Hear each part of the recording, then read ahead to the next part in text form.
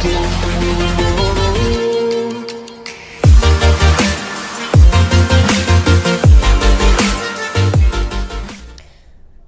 Friends, welcome. My self Neetu. आज हम general knowledge का कैबिनेट मिशन ये जो टॉपिक है इसको करने वाले हैं।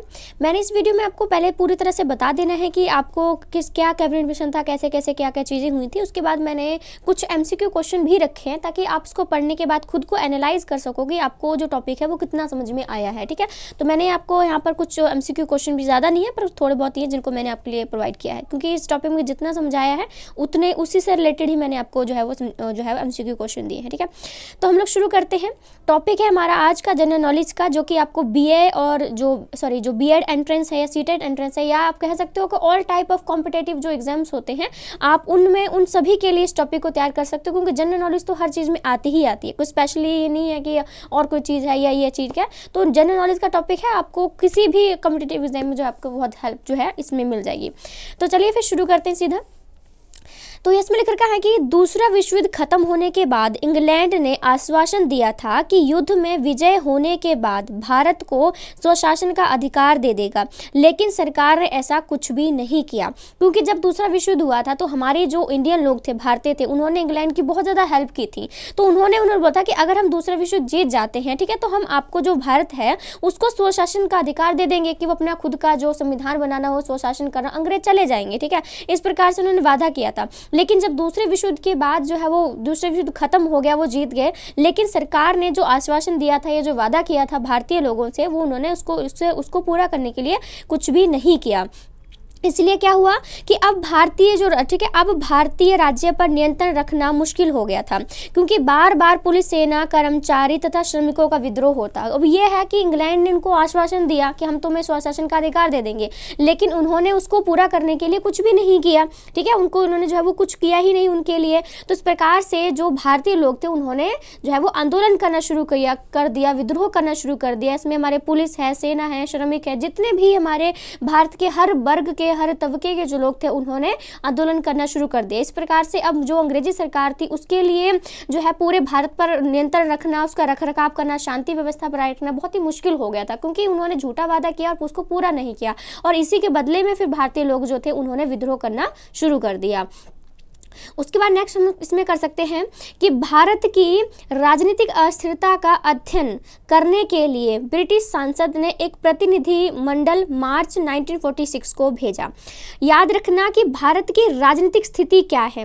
अध्ययन करने का मतलब क्या था, क्योंकि अब बहुत ज़्यादा लोग विद्रोह कर रहे थे, विरोध कर रहे थे, तो अब क्या सिचुएशन है, उसको कैसे हैंडल किया जाए, क्या हो रहा है, क्या नहीं हो रहा है, इस चीज़ का अध्ययन करने के लिए जो ब्रिटिश की संसद थी उसने एक प्रतिनिधि मंडल है उसको मार्च 1946 को भेजा। कब भेजा ये हमेशा याद रखना कि प्रतिनिधि मंडल भेजा था, और वो भेजा था मार्च 1946 को, उन्होंने कहा भारत में भेजा था। ठीक है, फिर है हमारा कि इस प्रतिनिधि मंडल ने लॉर्ड पावेल, याद रखिएगा ये जो नाम बोल रही हूँ बहुत ज़रूरी है, कि जो हमारे लॉर्ड पावेल हैं तथा भारतीय नेताओं से मिलकर एक योजना तैयार की। ठीक है, ये जो प्रतिनिधि मंडल भेजा गया था इसने लॉर्ड पावेल थे उस टाइम के और कुछ भारतीय नेता थे। ठीक है, इन दोनों से मिलकर एक योजना तैयार की, और इसे ही कैबिनेट मिशन योजना भी कहा जाता है। क्या कहते हैं हम इसको? कैबिनेट मिशन योजना भी इसको कहते हैं। ये बहुत ही इंपॉर्टेंट क्वेश्चन है कि क्यों भेजा।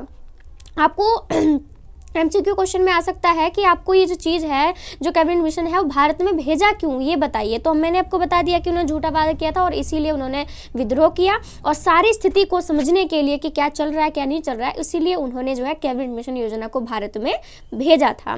ठीक है, उसके बाद हम करते हैं कि ये जो उद्देश्य था, कैबिनेट मिशन योजना को बनाया गया, ठीक है, किस उद्देश्य के लिए पूरा बनाया गया था? तो इसका उद्देश्य था हमारा भारत में पूर्ण स्वराज्य लाना। ठीक है, याद रखिएगा कि ये जो कैबिनेट मिशन किया गया था इसका उद्देश्य था हमारा कि भारत में पूर्ण स्वराज्य लाना। ठीक है, उसके बाद हमारा नेक्स्ट आता है कि अब लक्ष्य रखा, कैबिनेट मिशन योजना को बना लिया गया, अब इनका उन्होंने उद्देश्य रखा कि हम इस क्षेत्र में काम करेंगे। ठीक है, तो इनका उद्देश्य क्या था या उनका जो लक्ष्य क्या रखा, उन्होंने लक्ष्य ये था कि भारत के लिए एक नया संविधान बनाएंगे, और दूसरा था कि एक स्थायी सरकार की स्थापना करेंगे।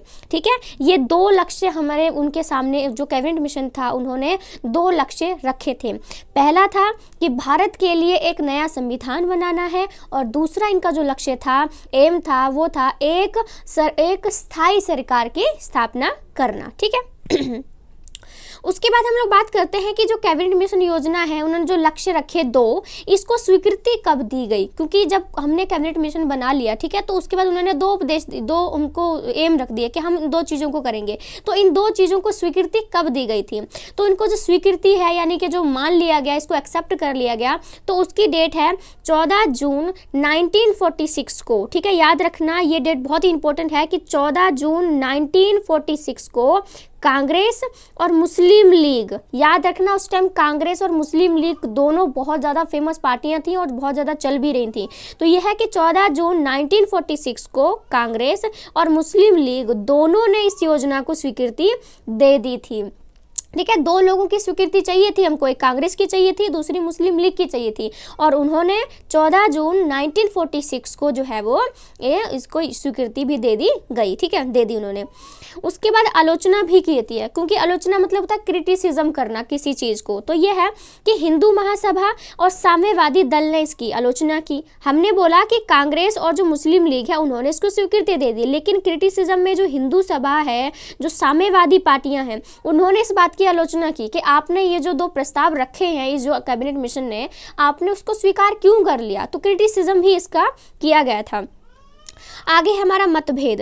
मतभेद का मतलब होता है कि 2 लोगों के बीच में किसी एक चीज को लेकर राय ना बनना, एक सहमति ना होना। होता है ना कि हम कुछ किचकिच सी हो जाती है कि नहीं मुझे ये चीज पसंद नहीं है और तुमको पसंद आ गई, तो मेरा ही चलेगी या तुम्हारी ही चलेगी। इस तरह उस चीज मैटर को हम लोग मतभेद बोलते हैं। ठीक है, एक मतभेद होता है कि हमारी रायों में जो राय हम लोग देते हैं या सजेशन देते हैं उसमें डिफरेंस होना, उसको मतभेद बोलते हैं।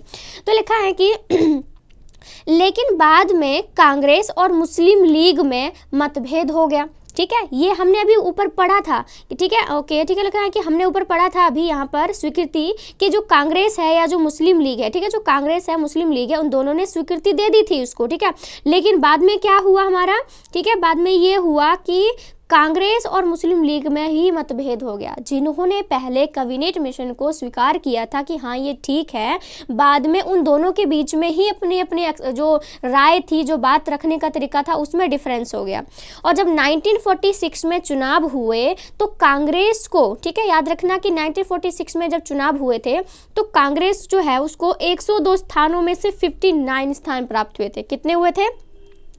1946 में 1946 में चुनाव हुए थे तो कांग्रेस को 102 सीटों में से 59 स्थान प्राप्त हुए थे और मुस्लिम लीग को 30 स्थान प्राप्त हुए थे। ये एमसीक्यू क्वेश्चन में आएगा ही आएगा आपके लिए, बहुत इंपॉर्टेंट क्वेश्चन है, ध्यान से पढ़िएगा, ध्यान से समझिएगा इसको। ठीक है, उसके बाद हम बात करते हैं प्रधानमंत्री। ठीक है, हमारे अब हमने कर दिया कि कैबिनेट मिशन बन गया, अब हमारे चुनाव में भी जीत चुके हैं। अब हमारे ये है कि 102 स्थानों में से 59 स्थान कांग्रेस के हुए। इसका मतलब ये है कि हमारी कांग्रेस पार्टी ही जीती है। ये तो हमें पता ही चल गया आराम से, क्योंकि मुस्लिम लीग को 30 स्थान मिले थे। तो यानी ऑफकोर्स 59 और 30 में बहुत डिफरेंस है। तो यानी कि कांग्रेस जो थी 1946 के चुनाव में जीत गई। अब हम उसके प्राइम मिनिस्टर की बात करते हैं कि अब जो है कांग्रेस का जो पहला प्रधानमंत्री है वो कौन बना। ठीक है, तो ये है कि कांग्रेस की जीत हुई, हमें आराम से दिख गया क्योंकि उनको 59 स्थान 102 में से मिले थे। तो हमारे कांग्रेस की जीत हुई तो पंडित जवाहरलाल नेहरू इसके प्रधानमंत्री बनाए गए थे। याद रखना, आपको पता ही भी होगा वैसे भी कि कांग्रेस पार्टी के जो पहले प्रधानमंत्री थे वो हमारे पंडित जवाहरलाल नेहरू थे। हमेशा याद रखिएगा, बहुत इंपॉर्टेंट क्वेश्चन है। मैं जो भी आपको टॉपिक पढ़ा रही हूँ, करा रही हूँ, आपके लिए बहुत इंपॉर्टेंट है, क्योंकि एमसीक्यू क्वेश्चन में इसी टाइप की छोटी छोटी चीज़ें जो है वो बताई जाती हैं। ठीक है, उसके बाद हम लोग करते हैं डायरेक्ट एक्शन। डायरेक्ट एक्शन मतलब होता है सीधी कार्रवाई। ठीक है, तो लिखा है कि हमने ऊपर पढ़ा था कि मुस्लिम लीग और कांग्रेस के बीच में मतभेद हो गया था और कांग्रेस की जीत हुई थी। ठीक है, और उन्होंने प्रधानमंत्री पंडित जवाहरलाल नेहरू जी को भी बना लिया था।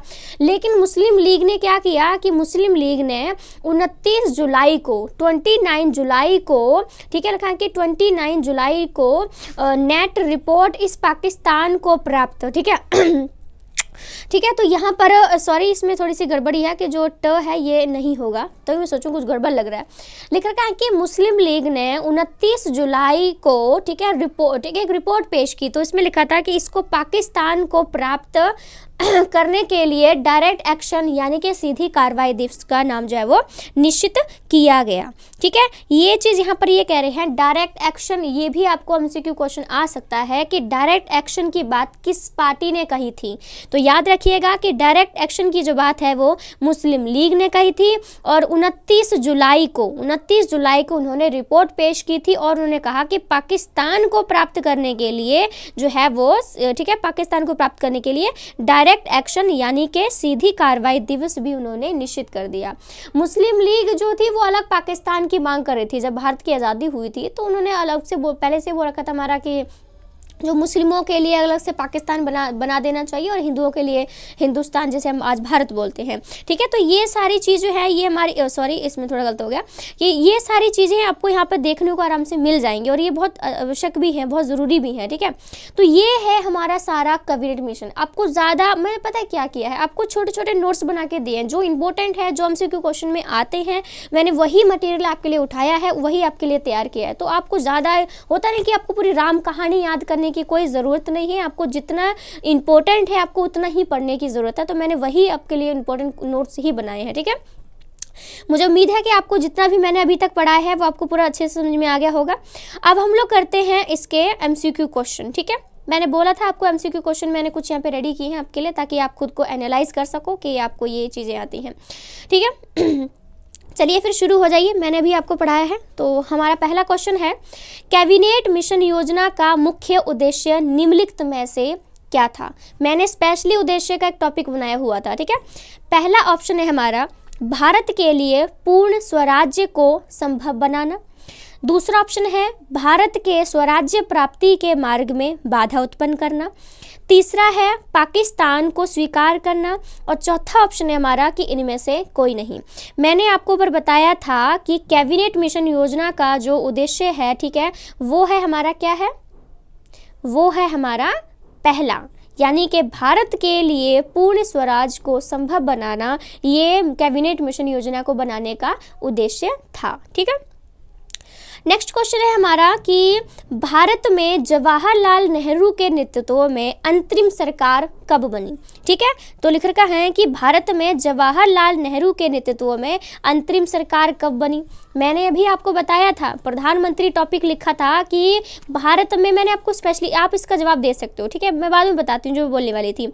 हमारा इसका ऑप्शन है 1947, दूसरा ऑप्शन है 1948, फिर तीसरा ऑप्शन है 1946 और फोर्थ ऑप्शन है 1951। ठीक है, ये हमारे इसके ऑप्शन जो है वो आ जाते हैं। ठीक है, तो ये क्वेश्चन ये है कि भारत में जवाहर लाल नेहरू के नेतृत्व में अंतरिम सरकार जो है वो कब बनी। तो मैंने भी आपको बताया था कि 1946 में चुनाव हुए थे और कांग्रेस पार्टी को 102 स्थानों में से 59 स्थान प्राप्त हुए थे।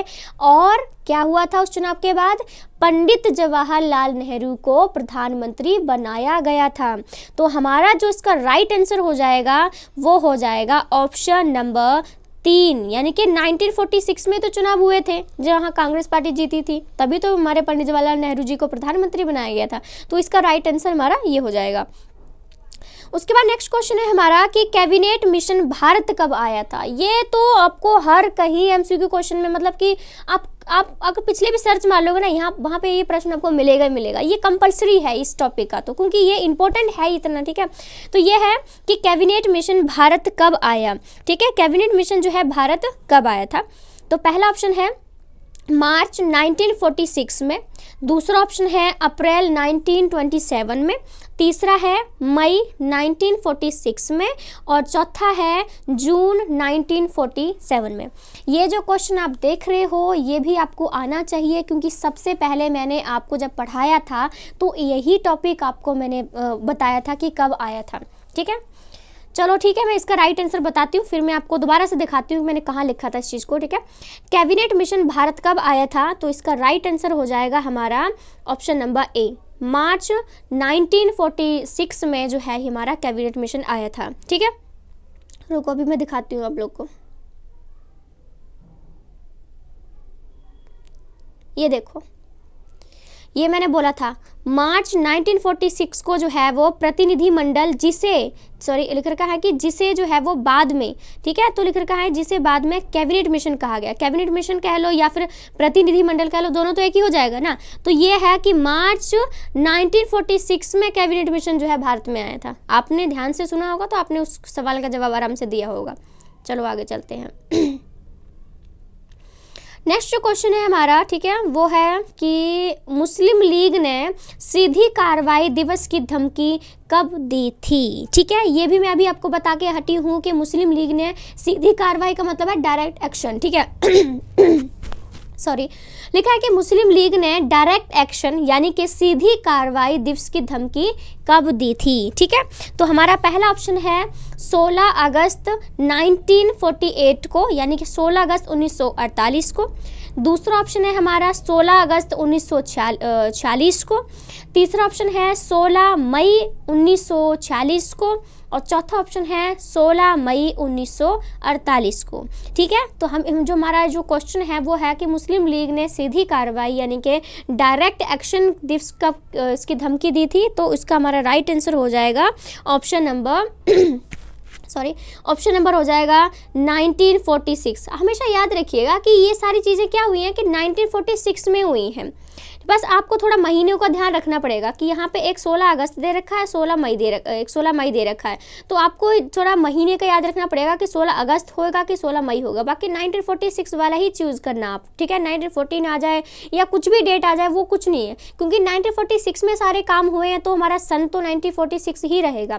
बाकी 16 अगस्त होगा कि 16 मई होगा ये आपको डिसाइड करना है। लेकिन यहाँ पर जो हमारा राइट आंसर है वो है 16 अगस्त 1946 को जो है वो मुस्लिम लीग ने डायरेक्ट एक्शन यानी कि सीधी कार्रवाई दिवस की धमकी दी थी। नेक्स्ट क्वेश्चन हमारा आता है कि कैबिनेट मिशन के विषय में किसने कहा था कि तत्कालीन परिस्थितियों में ब्रिटिश सरकार द्वारा प्रस्तुत यह सर्वोत्तम प्रलेख है। ठीक है, ये कह रहे हैं कि कैबिनेट मिशन के बारे में ये किसने कहा था। ये किसने कहा था कि तत्कालीन परिस्थितियों में ब्रिटिश सरकार द्वारा प्रस्तुत यह सर्वोत्तम प्रलेख है।